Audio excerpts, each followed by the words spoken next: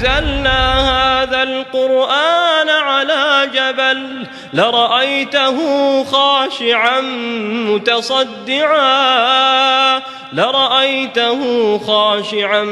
متصدعا من خشية الله وتلك الأمثال نضربها للناس لعلهم يتفكرون.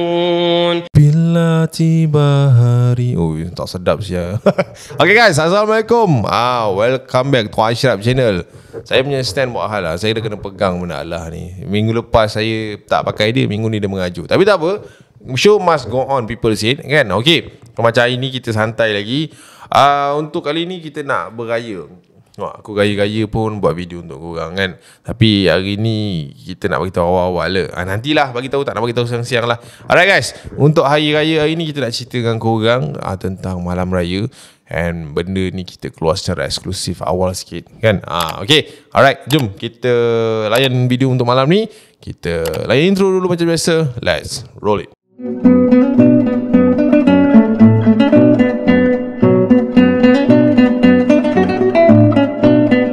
Okay guys, untuk cerita yang pertama ni, pasal seorang, dia pemandu lori tau. Dia macam pemandu lori ke, tak tahulah. Tapi yang dia cerita kat sini, nama dia Adi.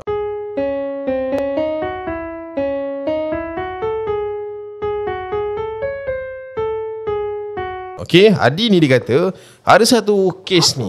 Dia ni waktu malam tu dia hantar stok. Biasalah dah nak raya ni, peniaga-peniaga ni stoknya memang lori-lori je lah yang hantar. Tak kisahlah ayam ke, daging ke, daun ketupat sekalipun sebenarnya kan.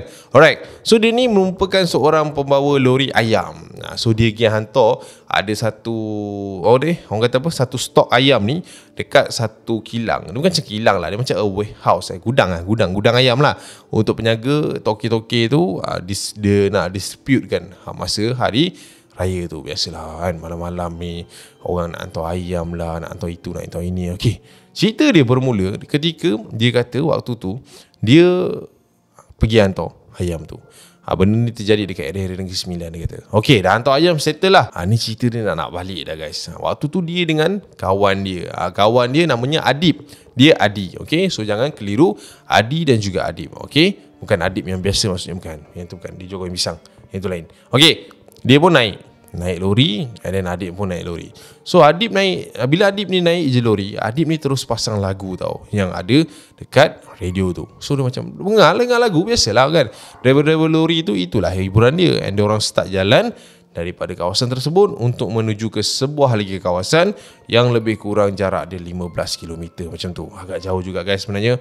Alright, mengharungi malam, waktu tu pukul 9 lebih macam tu.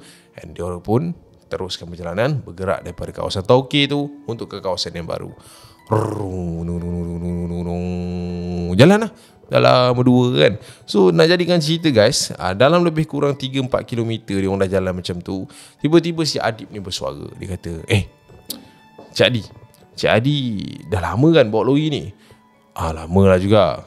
Adalah 12 tahun. 12 tahun Maknanya masa Cik Adi bawa lori, saya sekolah lagi Cik Adi. Tahu pun kau. Saya tahun ni 28. 12 tahun dah berapa kan? Yelah, macam tu lah. Cik Adi mesti dah biasa kan jalan-jalan kat sini. Boleh lah. Ini kalau tutup mata pun aku boleh bawa. Yelah. Iya. Kau tak depan tu sekejap lagi ada selekor. Lepas selekor kau tegak lagi, lepas tu ada simpan 3. Lepas tu dia bagi tahu lah apa yang ada dekat depan tu. So si Adib, si Mamat ni, si Adib ni macam percaya tak percaya lah, sebab dia pun baru follow si Cik Adi ni. So dia pun dengar kan, dan dia tengok betul ke jalan yang Cik Adi ni cakap. So betul guys, lepas selekor adalah simpan 3 dan sebagainya, ada petrol pump dekat kiri, ada dan sebagainya, semua betul lah. Lepas tu dia macam, betul lah Cik Adi. Tak main-main lah Cik Adi. Ya, aku dah cakap dah, jalan ni semua aku dah hafal dah. Tu sekejap lagi depan tu sempang tu gelap sikit tu, jalan hutan. Yang itu seram sikit lah, macam-macam cerita orang cerita. Serius lah Cik Adi? Ya, macam-macam cerita. Yang lalu lain, yang tergebang lain, macam-macam nampak. Kat sana mulut kena jaga-jaga. Cik Adi cakap dengan Adib macam tu. So si Adib ni kata, ya ke? Kat situ, kalau kat situ, jalan-jalan situ Cik Adi tahu. Situ jalan selekor sikit, bahaya sikit. Yang itu kena fokus lebih sikit Dia kata macam tu. So Adib ni kata, okey, macam ni Cik Adi. Sekejap lagi kita masuk kat kawasan tu, Cik Adi, kita tutup lampu. Kita nak tengok Cik Adi nampak ke tak jalan ni walaupun tak ada lampu. Weh, kau ni biar betul tutup lampu, ada kereta ke apa kan, macam mana tak perasan kita. Tak apa, jalan tu kan Cik Adi kata sunyi. Ni pun dah pukul berapa? Nak pukul 10 dah, 10 nak pukul 11, 10 lebih dah ni. Kejap je, jangan risau, kejap je. Yelah. So si Cik Adi ni pun gilayankan si Adib ni punya challenge dah pada waktu tu. Okay, so diorang pun masuk ke kawasan hutan yang dicerita oleh Cik Adi tadi. So dia pun masuk sampai ke kawasan itu. And Adib cakap, Cik Adi, nampak kan depan tu selekoh dia ke kanan kan? Saya nak tengok Cik Adi tutup lampu ni sampai ujung jalan. Boleh, kat depan tu ada 2 sempang, sebelah kiri sebelah kanan.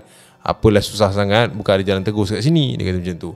So dia pun tutup lampu and jalan. Selekoh kiri, selekoh kanan, selekoh kiri balik. Waktu tu memang flu kan, tak ada masalah. Si Adib ni pun macam, uish, baik saya Cik Adi ni kan, boleh bawa lori tak ada lampu. Tapi guys, sampai ke selekoh terus dia, ketika Cik Adi ni nak belok ke kanan, waktu tu dia terasa jalan tu pelik. Sebab dia kata bila dia nak selekoh ke kanan, jalan tu seolah-olah tegak. Maksudnya ialah ke kanan, dia macam asal tak ada selekoh kan, asal tak rasa selekoh, ada rasa macam tu. Aku salah ke kan, salah jalan ke. So waktu tu Cik Adi macam panik sikit. And then dia pun buka lampu guys. Bila dia buka lampu, dia punya lori tu dah makan jalan tau. Dah makan jalan yang tegak tau. Padahal dia tak rasa pun selekoh, tapi dia dah sampai selekoh yang nak makan jalan dah.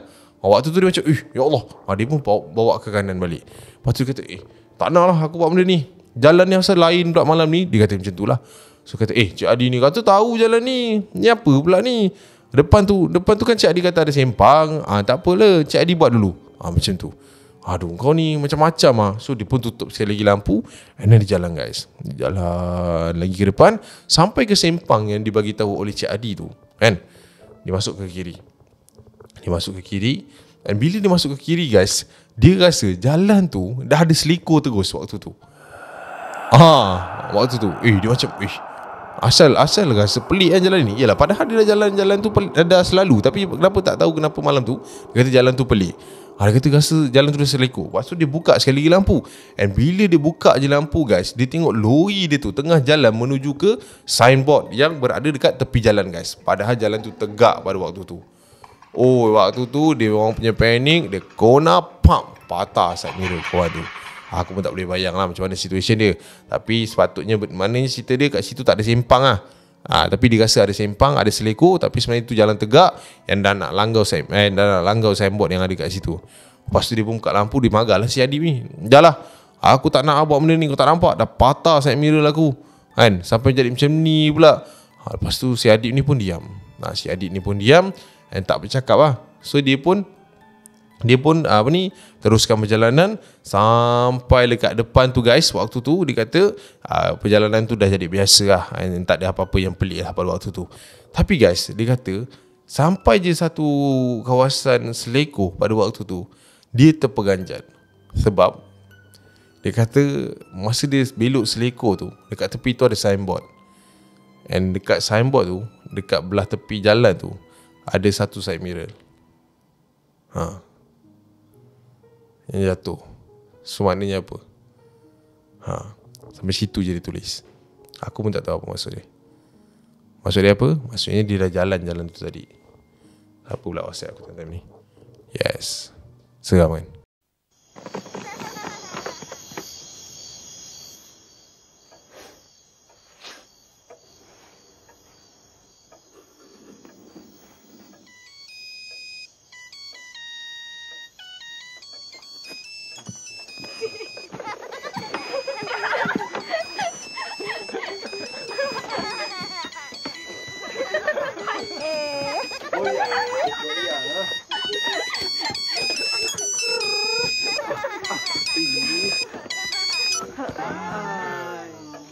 Hello bang. Tak dengar bang. Telefon balik bang.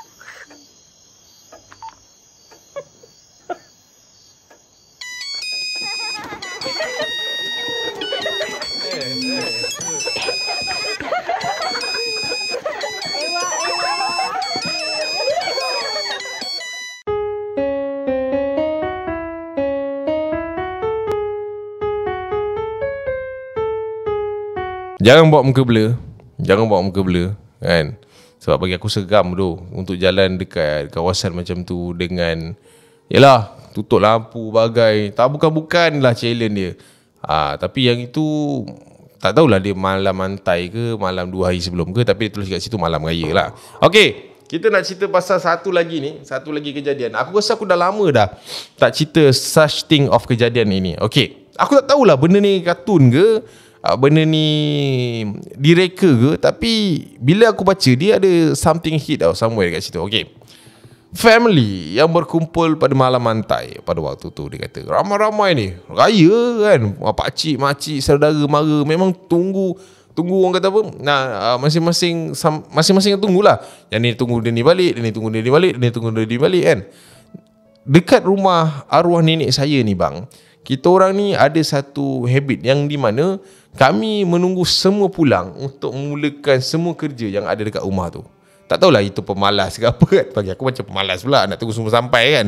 Mentah-mentah tunggu apa ni, buatlah dulu sementara nak tunggu yang lain sampai. Tapi itu cara dia, family dia. Okay, so menurut si Saleha ni, dia kata bila satu hari tu di mana kami pulang, kami yang ketiga pulang, kami sampai ke kampung nenek pada waktu itu. Yang tinggal arwah atuk sajalah.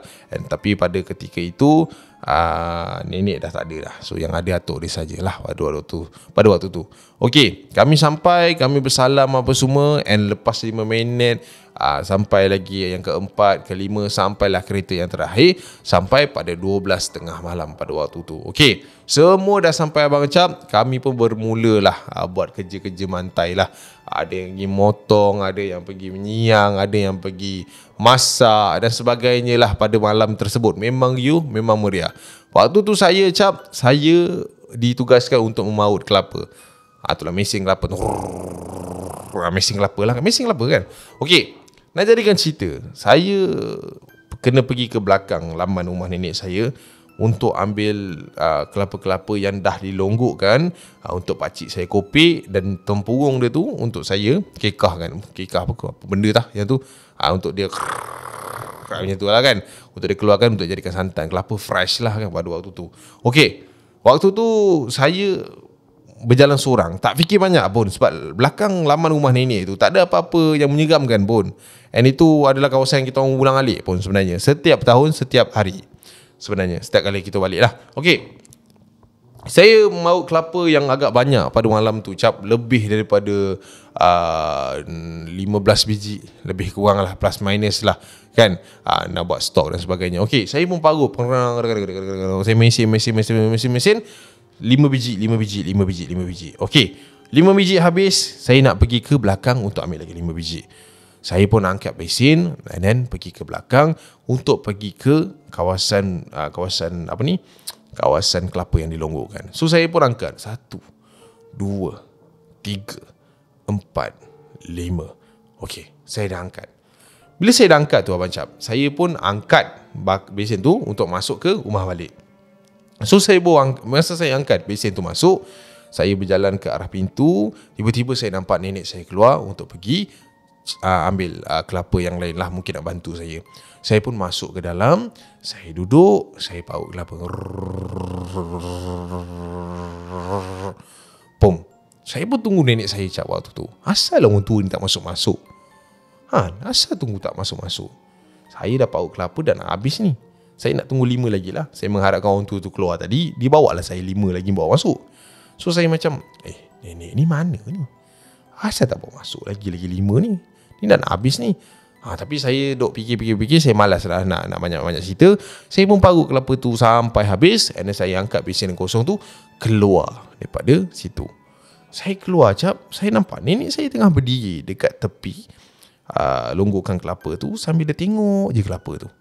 Saya macam, Nek, asal tak tolong ambil, berdiri situ buat apa? Oh, ingat nenek nak tolong tadi. So saya dalam ngomel, saya pun angkatlah kelapa tu lagi 5, and then saya masuk, saya parut dengan hati yang marah waktu tu. Marahlah, orang tu ni tak nak tolong. Nak tolong lah kan. Saya pun parut sampailah ke buah kelapa yang terakhir tu Cap. Waktu saya tengah marut kelapa tu, tiba-tiba Cap, mesin tu berhenti Cap. Mesin tu berhenti. lagi saya panas. Tadi dah panas dengan nenek, ni panas pula lagi kan. Macam aduh kenapa lah time-time macam ni. So saya pun pergi kat Pak Lang saya cakap dengan dia, Pak Lang, ni mesin ni rosak ni, macam mana ni? Dah banyak ke? Dah banyak dah. Tapi kat belakang tu ada lagi tu. Tak tahulah nenek buat apa kat belakang tu. And bila saya cakap macam tu kat Pak Lang saya pandang saya, dia gelakkan saya. Kau mengepek apa ni? Kau ni mengepek apa? Cakap apa? Betul lah, ada lagi kelapa kat belakang tu. Nenek kat belakang tengah tengok tu. Apa? Kelapa kat belakang, nenek dekat.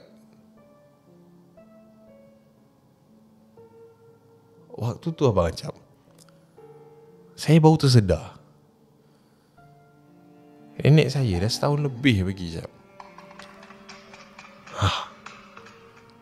Waktu tu saya sendiri yang mengemang, saya sendiri yang berpeluh. Pak Lang nampak perubahan dekat muka saya waktu tu. Saleha okey tak? Okey. Saleha okey tak? Okey. Waktu tu saya nak menangis saja. Gila tak menangis. Aku selisih dengan orang tua tu. Aku nampak dia berdiri kat belakang tu. And saya cepat-cepat berlari daripada kawasan tu, pergi ke belakang cap. And bila saya berlari ke belakang, saya nampak lembaga yang berada dekat area kelapa tu, dia berjalan ke arah belakang rumah. Saya nampak for real seorang nenek tu yang menyerupai nenek saya berjalan keluar daripada kawasan itu. Dan setiap langkah yang dia ambil, badan dia makin bongkok.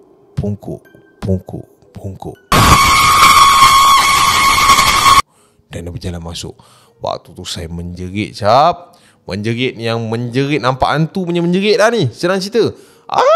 Menjerit macam tu. And then ramai-ramai lah datang pergi belakang tu, pergi tengok saya apa semua. Menjerit saya cap. Macam dia kena dah dirasuk kah. Dah dirasuk lah, senang cerita kan. Tapi itulah, itu yang saya nampak. Dan saya cuba cerita pada malam itu kepada saudara mara saya, mak ayah saya. Tapi saya tak mampu sebab saya rasa malam tu saya sejuk sangat cap.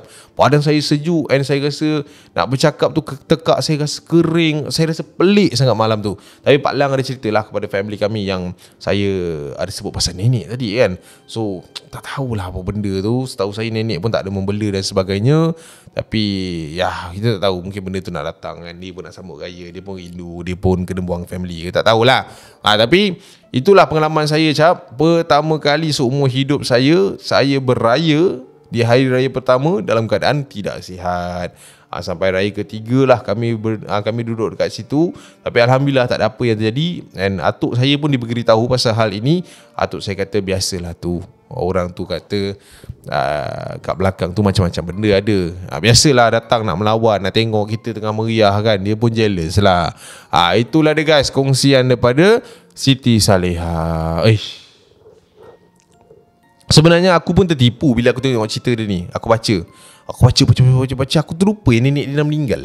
Kan? Dia bersilang-silang dengan nenek dia. Apa benda ni? Apa yang seramnya berselisih dengan nenek? Aku rasa macam tu lah. Apa yang seramnya? Tak ada apa yang seram pun. Tapi sekali So itulah dia guys, kongsian untuk hari ni kan. 2 cerita yang Acah nak share dengan korang. Kenapa 2 bukan 3? Guys, bagi Acah nak raya siap. Boleh lah, bagi lah. Tak lagak lah. Tak ada. Tak. Memang 2 je. This one is special one. Alright guys, so korang tunggu next one. Kita akan shooting dengan artis pula. Artis yang mana? Dia merupakan seorang pelakon. Nama dia kita tak boleh nak review sekarang. Tapi dia merupakan seorang pelakon favorite kepada semua orang. Favorite, memang sangat-sangat favorite. Okay, so nantikan. Okay, korang stay tune lah. Ataupun korang mungkin dah terfikir, ataupun korang rasa macam, oh okay, pelakon Acah nak bawa ni. Okay, siapa? Korang Acah nak korang teka. Tengok siapa yang punya tekaan tu paling tepat. Korang drop dekat komen. Okay, by the way guys, Assalamualaikum. Kita gerak dulu. Selamat Hari Raya saya ucapkan sekali lagi kepada semua yang telah pun menonton daripada hari pertama sampai ke episod kali ni. I hope I will be better storyteller for you guys. Okay, and yep, I see you when I see you guys. Assalamualaikum. Bye. Ni pasal duit raya, mungkin siapa-siapa nak datang rumah nanti boleh PM tepi ya.